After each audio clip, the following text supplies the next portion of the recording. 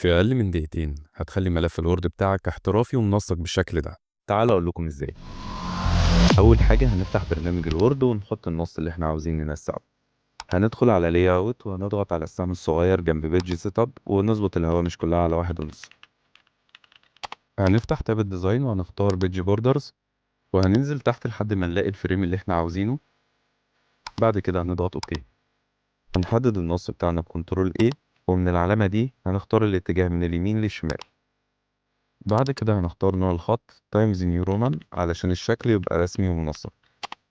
هنفضل محددين النص. بعد كده هنضغط كليك يمين باراجراف ونخلي المسافات قبل وبعد 0 والسطر 1.5 وبعد كده اوكي.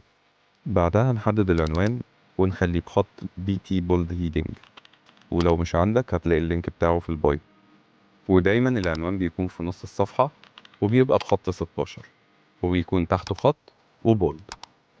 بعدها هنحدد الفقرة بتاعتنا ونخلي خط الفقرة 14 وكمان نخليها بولد ونسحب العلامة دي من فوق عند 1 سنتي علشان نظبط البدء بتاعتها ونطبق عليها justify medium علشان الفقرة تبقى مشدودة ومرتبة. هننسخ تنسيق الفقرة بكنترول شيفت سي ونطبقه على باقي النص بكنترول شيفت في.